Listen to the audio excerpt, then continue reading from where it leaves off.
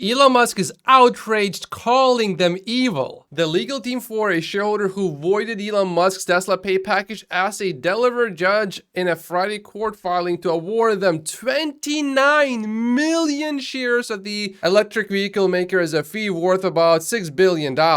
This is absolutely ridiculous. The whole point of this lawsuit was that Elon Musk got paid an unprecedented amount, and now the lawyers also want an unprecedented amount? Do you see the irony here? Do you see the hypocrisy here? The lawyers say we are prepared to eat our cooking. This structure has the benefit of linking the award directly to the benefit created and avoids taking even 1 cent from the Tesla balance sheet to pay fees. It is also tax deductible by Tesla. No. You will sell that stock and you will tank the stock, which will have a material impact on Tesla stock. And Elon's pay package was based on performance, so you want to be paid on performance too? The hypocrisy here is absolutely disgusting. Now, this pay still needs to be approved by the judge, and if the judge actually approves this, this will clearly indicate that the judge is doing this for political reasons, because for the exact same reason you rescinded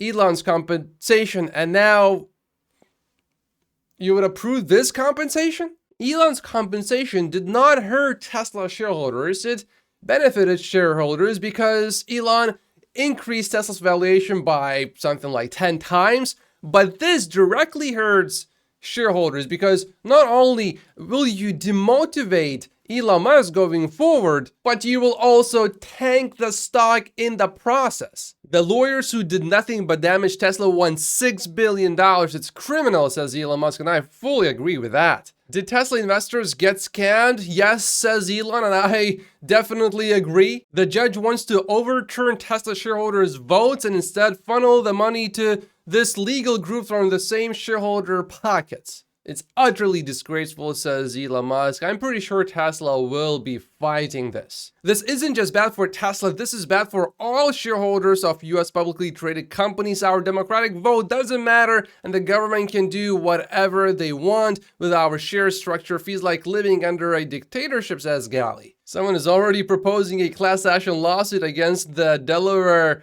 Department of Justice. But by far the most outrageous thing about this whole thing is when you work out how much $6 billion is per hour of work for these lawyers, and when I say work, I really mean scamming Tesla, that number comes to $288,888. The number is so high, my voice cracked up.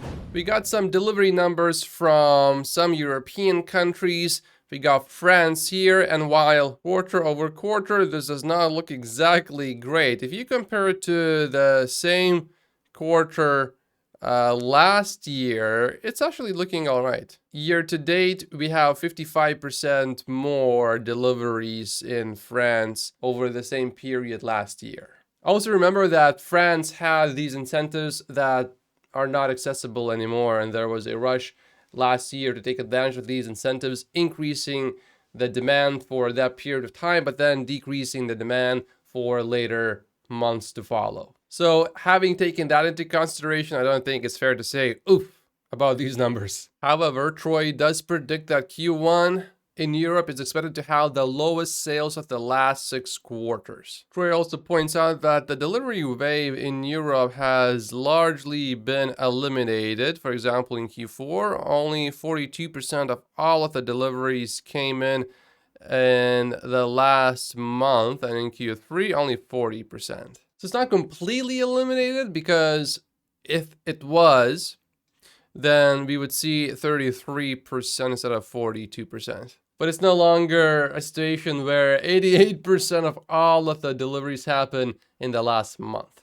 Troy did a summary of what he thinks is negatively affecting the deliveries right now in the US. Low Model 3 production at Fremont due to Highland upgrade. Low Cybertruck production. Model Y is demand limited with high inventory. In China, there is competition, and we just had the Chinese New Year. And in the European Union, we have canceled incentives for EVs in some countries, and he thinks that comments about Ukraine are definitely not helping. There's a surprisingly positive headline from CNBC about Tesla. Tesla stands to earn billions of dollars a year by opening US charging stations to drivers of Ford and other EVs. Gary thinks that CNBC did not come up with this piece on its own, that Tesla's PR was involved here. We have seen more Tesla executives commenting on Twitter, so maybe, but I'm not so fully convinced. But I certainly don't mind that positive headline. Elon replied with exactly to a post from Stephen Mark Ryan, which explains why Elon Musk is suing OpenAI. It's not for money, it's not for competitive reasons, it's not for ego. It is a principle-based lawsuit because OpenAI has egregiously violated its founding principles and is in direct opposition to them, creating a risk to humanity. It is dangerous and outrageous that a company explicitly created to be open source and not for profit due to risks around AI, therefore decided that the best path forward, deemed to be open source and not for profit, has become the very antithesis. Closed source and for profit. This lawsuit is about humanity. The first thing that comes to my mind when I see the name OpenAI is the Democratic People's Republic of Korea. If I didn't know better, I would think the same person named both of these. Now, Sam Altman, the current OpenAI leader, said before in 2019, betting against Elon is historically a mistake. And he's about to experience that firsthand. Tesla just updated the range of the Model S on its website for the all-wheel drive dual motor version. It went from 405 miles to 402 miles. Before, it just said that's the range, but now it says that's the EPA estimate. We also know that Tesla is about to add a front bumper camera and ambient lighting to the Model S, so probably this is correlated to these changes. As in, Tesla is making a few adjustments to the whole vehicle. Tesla has officially released the Cybertruck Owners and Service Manual. It's online for free. It includes a do-it-yourself guide as well, which shows you how to do some of the basic things like change the air filters. It says to not wash in direct sunlight, do not use windshield treatment fluids. Doing so can interfere with wiper friction and cause a chattering sound. Do not use hot water, detergents, highly alkaline or caustic cleaning ingredients or solvents, specifically those containing hydroxide. It also has a serious warning here. Never spray liquid at a high velocity, for example, if using a pressure washer towards the charge port while Cybertruck is charging. Failure to follow these instructions can result in serious injury or damage to the vehicle, charging equipment, or property. To this day, I feel rather uncomfortable when I go to the supercharger and it's pouring. I don't know. I just always feel like, okay, hopefully this is not it. Omar shared a pretty cool experience. Last night I was driving my Cybertruck and I looked to my left and see a little 3-year-old boy pressed up against the window of his mom's car, staring at the Cybertruck with a look of awe and excitement in his eyes. I knew at that moment he had become an EV fan. The police love the Model Y. Drive Tesla Canada has this whole article about it.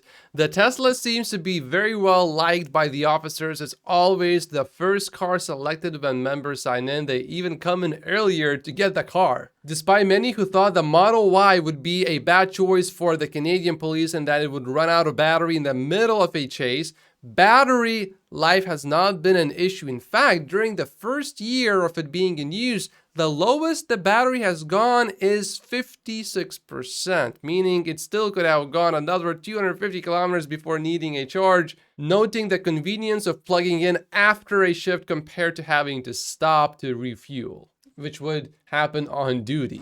The aggregated sales numbers of China's major BEV makers, for which numbers are available, unadjusted numbers suggest a month-on-month decline of 0.7% on a trailing 12-month basis. However, adjusting for the Chinese New Year effect, we can see BEV sales continue to expand, although at a slower rate in February at 0.6%.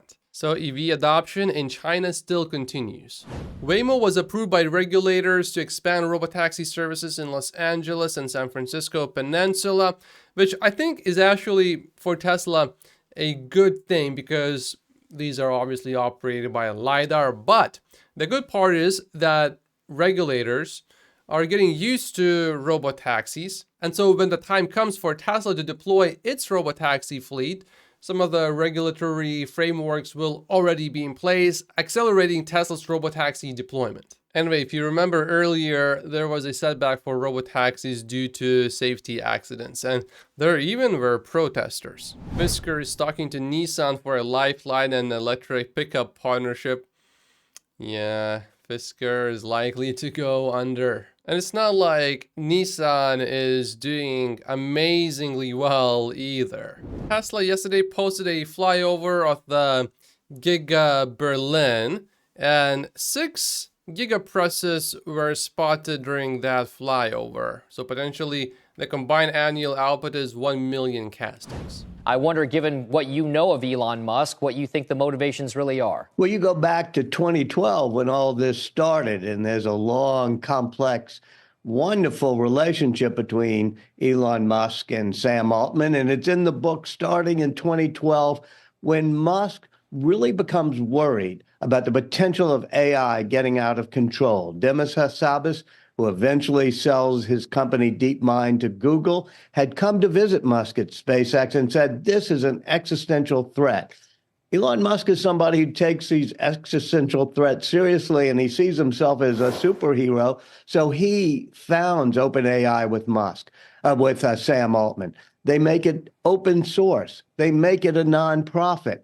And then, of course, the falling out comes when Sam Altman decides it's no longer going to be a nonprofit and it's no longer going to be open source. So exactly a year ago this month, I was reporting my book, and there is Elon Musk summoning Sam Altman to what was then called Twitter headquarters, saying, let's go over these founding documents. How can you do this? And at that point, Musk said, we're going to end up having to sue him. So this began 12 years ago, and the lawsuit began a year ago. To me, the most interesting part about all of this is going to be what exactly happened when Sam Altman was fired by the board of OpenAI and then hired back just days later. To this day, we totally have no idea what happened exactly. Sam Altman said, I totally get why people want an answer right now, but I also think it's totally unreasonable to expect it despite him leading one of the most important AI companies out there, which was founded with a principle to provide incredibly high transparency, and yet he's being transparently not transparent here. The lack of transparency inside of OpenAI is truly not shocking, really, given that their name resembles the name of the Democratic Republic of North Korea. Walter, just how far can we expect Elon Musk to take this? And how much, first of all, monetary capital and then psychological, emotional capital is he willing to spend in a lawsuit as extensive and as wide-reaching as this one against not just OpenAI and Sam Altman, but almost a concept, if you will? You know, if you'll read the lawsuit, which I did, is not talking about money. It's not even asking for real huge damages. It's saying you've got to open it up like your founding documents said you would. When they met a year ago, when Musk told Sam Altman to come over to Twitter headquarters and bring the founding documents of OpenAI, Altman said, look, I'm not making money out of this. Altman said he wasn't. But he said, if you want, you can have shares in this for profit. You can make money.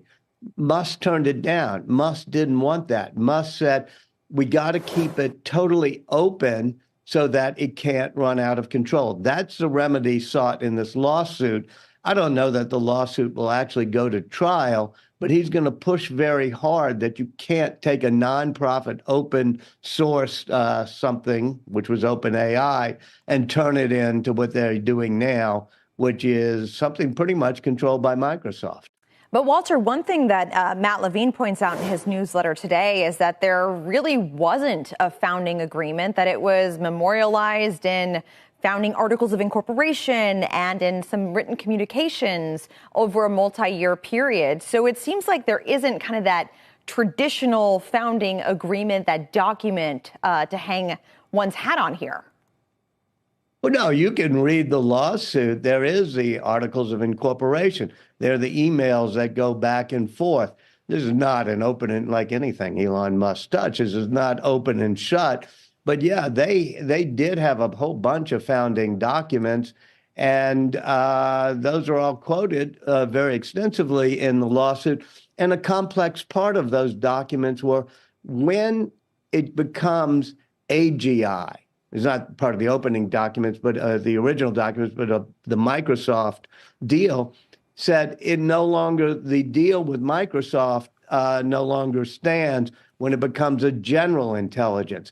And one of the things about this lawsuit is that Musk is contending now that GPT-4 and beyond has really gotten into the era of not just artificial intelligence, but a reasoning, rational, general intelligence. I asked OpenAI's ChatGPT, is it hypocritical to call OpenAI OpenAI now that it is closed source? And it says whether it's hypocritical to call OpenAI closed when it was originally associated with openness depends on the context and the criteria used to define openness. That sounds so political.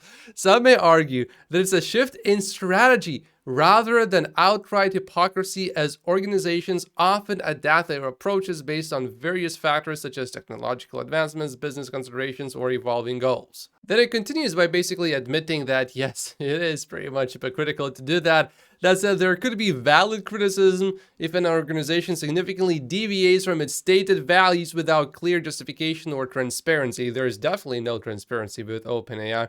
It's essential for organizations to maintain consistency between their actions and their stated mission to uphold trust and credibility with their stakeholders. Elon Musk would be one of these stakeholders. If at least the name was changed, it would at least not be really that hypocritical. I mean, you would then let everyone know that you changed and you're not upholding the original mission anymore, but to keep the same name and to continue under that initial premise of openness while being pretty much as closed as possible and being for profit.